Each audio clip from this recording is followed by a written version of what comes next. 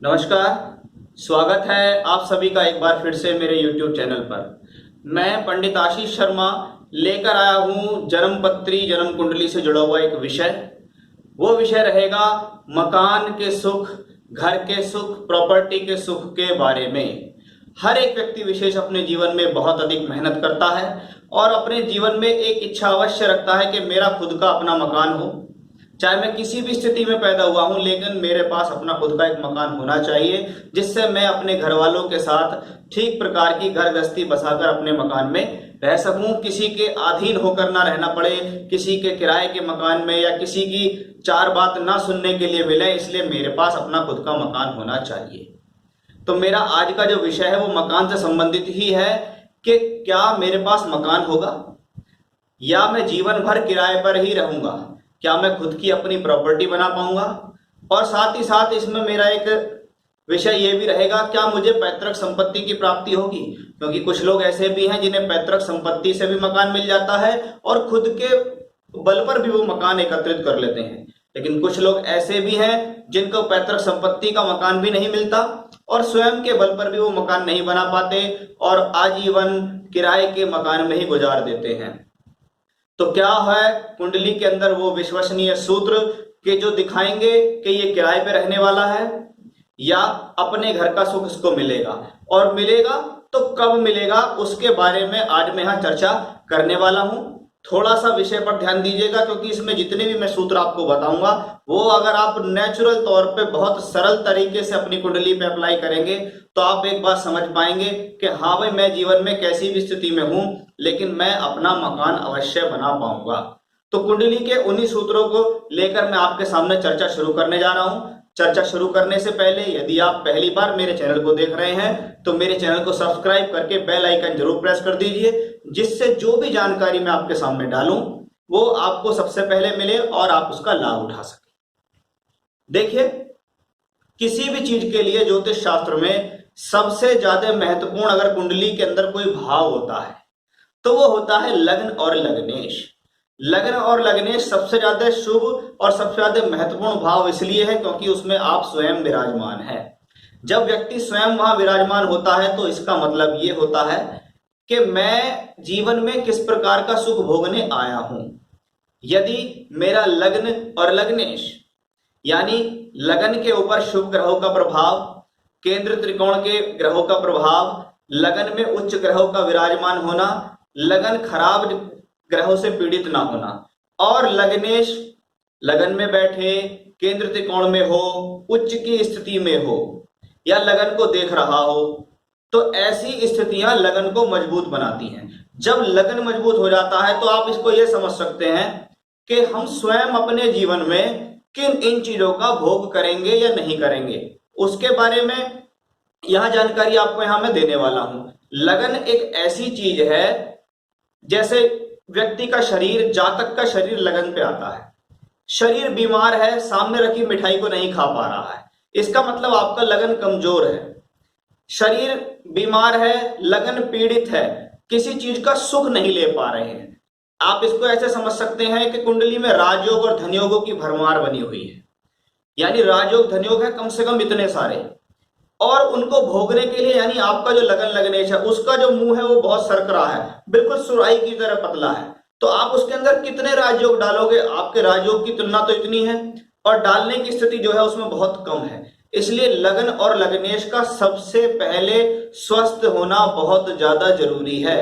अगर कुंडली के अंदर लगन लग्नेश पीड़ित है तो आपको जीवन में किसी भी प्रकार का सुख हो, चाहे शादी हो, प्रोफेशन हो, संतान हो, मकान हो, कोई भी हो, उनके सुख प्राप्ति में आपको निश्चित ही बाधा आएगी। मिल जाएगा वो बात अलग है, लेकिन प्रॉब्लम्स आपको आएंगी, आपको जीवन में बहुत अधिक संघर्ष करना पड़ेगा। तो ये तो स्थिति लगन लग्नेश की। उसके बाद आता है कुंडली का चौथा घर। चौथा घर जनरल हैप्पीनेस के लिए जाना जाता है। घर, मकान, वाहन, जमीन जायदाद, सुख साधन के लिए जाना जाता है। जिस प्रकार हमने कुंडली के अंदर लगन लग्नेश की पोजीशन देखी है, उसी प्रकार हम देखेंगे चौथा भाव और चौथे घर का मालिक किस प्रकार की स्थिति में है। यदि चौथे घर में अशुभ ग्रह बैठे हैं 6 8 12 के मालिक उसको देख रहे हैं, उसके साथ बैठे हैं। चौथा घर पाप कर्तरी योग में है, उसके ऊपर किसी शुभ ग्रह की दृष्टि नहीं है। और साथ ही साथ चतुर्थेश यानी चौथे घर का स्वामी 6 8 12 भावों में बैठे, अस्त हो, पाप पीड़ित हो, अशुभ कर्तरी में हो, तो ये कॉम्बिनेशन होता है जीवन भर घर का सुख प्राप्त ना होना। यानी घर होते हुए भी घर बिक जाता है। अगर पैतृक संपत्ति से भी घर मिल गया तो उस घर का सुख आप भोग नहीं पाएंगे, फिर वो घर आपका बिक जाएगा। या आप जीवन में मकान खरीदते हैं, बिक जाता है, फिर खरीदते हैं, फिर बिक जाता है। बार बार जीवन में ऐसी परिस्थितियां आती हैं। ऐसा तब होता है जब कुंडली में चौथा घर और चौथे घर का मालिक जो होता है वो पीड़ित में हो। अब इसके विपरीत चौथे घर पर शुभ ग्रहों का प्रभाव हो, चौथे घर का मालिक चौथे घर को देख रहा हो, चौथे घर के अंदर बैठा हो, शुभ ग्रहों की दृष्टि हो, चौथे घर के ऊपर लग्नेश की दृष्टि आ जाए तो ये बहुत अच्छी बात होती है। और चौथे घर का मालिक केंद्र त्रिकोणों में हो, शुभ स्थिति में हो, तो आपको जीवन में निश्चित ही मकान का भोग मिलेगा। यानी एक तरफ लगन लग्नेश मजबूत हो गया, दूसरी तरफ आपका चौथे घर का मालिक मजबूत हो गया, तो निश्चिततः आप अपने जीवन में मकान का सुख अवश्य प्राप्त करेंगे। तो एक तो ये स्थिति हुई। इसमें तीसरा पैरामीटर्स लगता है मंगल का संबंध। मंगल प्रॉपर्टी का कारक है। अगर हम प्लेन जमीन की बात करते हैं तो शनि है, और इमारत बनाने की बात करते हैं तो मंगल है। यदि चौथे घर पर शनि का प्रभाव हो रहा है तो कहीं ना कहीं वो आपको प्लेन लैंड खरीदवाएगा, और यदि शनि का प्रभाव ना होकर उस पर मंगल का प्रभाव है तो मंगल का प्रभाव तो जरूर चाहिए, क्योंकि आज के समय में लोग बाग 10वां माला 11वां माला भी खरीद रहे हैं। तो लैंड सबसे बेस अलग हो गया, लेकिन आपको जो मिला वो फ्लोर मिला। फ्लोर मिला तो फ्लोर का मतलब होता है कंस्ट्रक्शन, यानी मंगल। मंगल का संबंध चौथे भाव और चौथे घर के मालिक से अवश्य होना चाहिए, तभी आपको मकान का सुख मिलेगा। अब आती है पैरामीटर नंबर 4। पैरामीटर नंबर 4 है कि लगन के मालिक का संबंध चौथे भाव और चौथे घर के मालिक से हो तो ये व्यक्ति को जीवन में अच्छा मकान दिलाता है, जल्दी से मकान दिलाता है।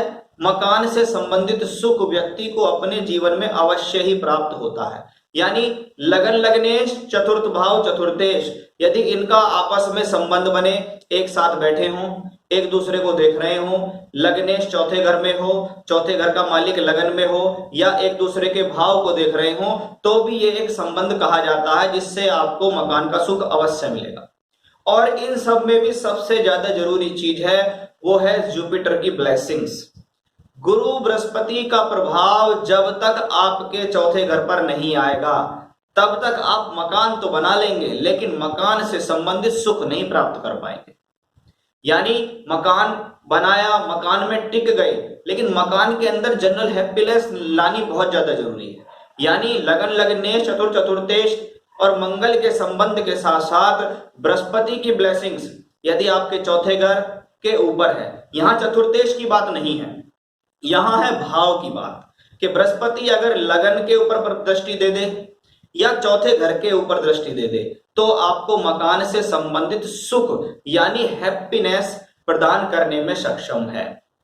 इन सब के विपरीत यदि लगन लगनेश 6 8 12 में हो, पीड़ित हो, चतुर्थेश 6 8 12 में हो, पीड़ित हो, मंगल 6 8 12 में हो, पीड़ित हो, और बृहस्पति की भी पोजीशन हो, तो आपको जीवन में बहुत सारे मकान बदलने पड़ सकते हैं। मकान बनाया तो भी बिक जाएगा, यानी मकान से संबंधित सुख आपको जीवन में कभी भी प्राप्त नहीं हो पाएगा, आप कितने भी प्रयास कर ले। साथ ही साथ अब मकान मिलेगा कब? जीवन में आप किसी भी स्थिति में हो, बच्चा 5 साल का है, 10 साल का है, 15 20, एक स्थिति आती है व्यक्ति की, हाँ अब मैं 25 साल का हो गया, कमाने लगा। अगर उसकी कुंडली में लगन लगनेश पावरफुल है, चतुर्थेश पावरफुल है, तो जीवन में जब भी उनकी दशा आएंगी, यानी लगन लगनेश चतुर्थेश बृहस्पति या उन भावों से जुड़े हुए ग्रहों की दशाएं आएंगी तो ही आपको मकान का सुख मिलेगा। अगर इनसे संबंधित मकान के सुख की दशा जीवन में 35वें वर्ष में आ रही है तो 35वें वर्ष में मकान मिलेगा, और यदि 50वें वर्ष में आ रही है तो 50वें वर्ष में मकान मिलेगा। क्योंकि मकान से संबंधित सुख यानी कुंडली में जो प्रॉमिस है उसकी दशा आना भी बहुत जरूरी है।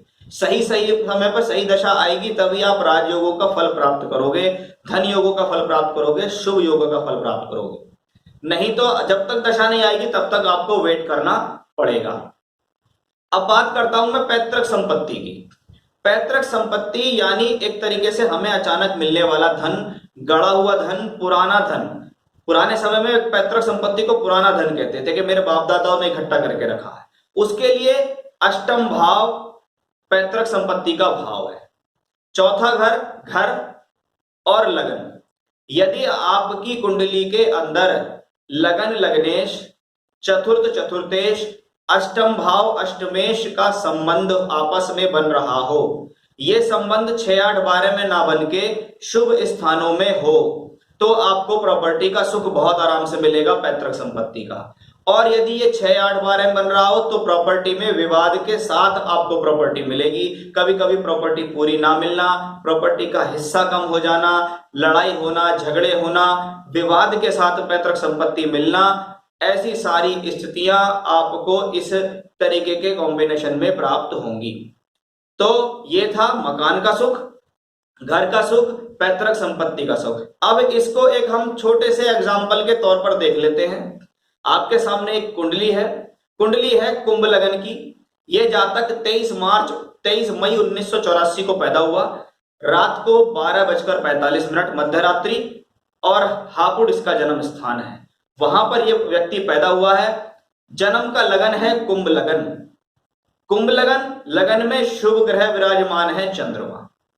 लग्नेश को देखिए आप, मैंने हमेशा कहा लगन लग्नेश को देखो, लगन के ऊपर शुभ ग्रह चंद्रमा और किसी ग्रह का प्रभाव नहीं। लग्नेश उच्च का होके नवम भाव भाग्य स्थान में बैठा है, त्रिकोण में उच्च का होके बैठा है, साथ में दशमेश मंगल राजयोग बना रहा है। तो ये तो लगन लग्नेश की बात हो गई। अब आती है चतुर्थ भाव चतुर्थेश की बात। चौथे घर में शुक्र विराजमान है, स्वग्रही शुक्र अपनी ही राशि में बैठा हुआ है। मंगल की 8वीं दृष्टि चौथे घर पर है जो कि प्रॉपर्टी बनाने का कारक है। तो चतुर्थ भाव चतुर्थेश मंगल का कनेक्शन हो गया।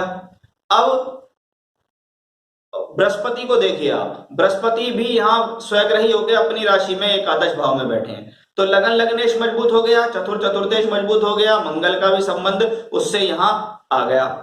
अब लगन का मालिक शनि यहां बुध को दृष्टि देता है। बुध कौन है? बुध अष्टमेश है। बुध मंगल, शनि यहां मंगल के साथ बैठा है।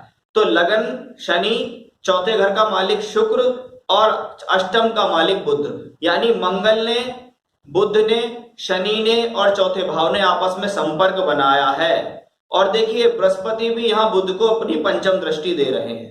इसका मतलब सीधा सीधा यह है कि व्यक्ति को जीवन में भवन का सुख मिलेगा, स्वयं के बल पर भी मिलेगा और व्यक्ति को पैतृक संपत्ति भी प्राप्त होगी। इस व्यक्ति के पास अपना पैतृक संपत्ति का भी अच्छा खासा मकान है, बहुत भव्य भवन है इस व्यक्ति के पास अपना, और इन्होंने स्वयं के बल पर भी इतनी कम आयु में 35-36 वर्ष की उम्र में इन्होंने स्वयं के बल पर भी अपने आप कई सारी प्रॉपर्टी अर्जित करी है। वर्तमान में इनको शनि की महादशा चल रही है, तो आप खुद अंदाजा लगा सकते हैं कि शनि की दशा इनको क्या कुछ दे रही है।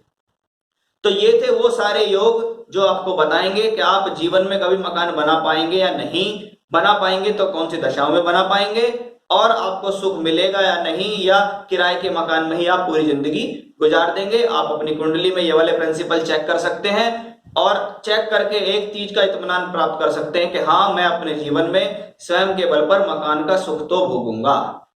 तो ये था मेरा आज का विषय। फिर से नए विषय के साथ आपके सामने मैं हाजिर होऊंगा। तब तक के लिए बने रहिएगा मेरे साथ। नमस्कार।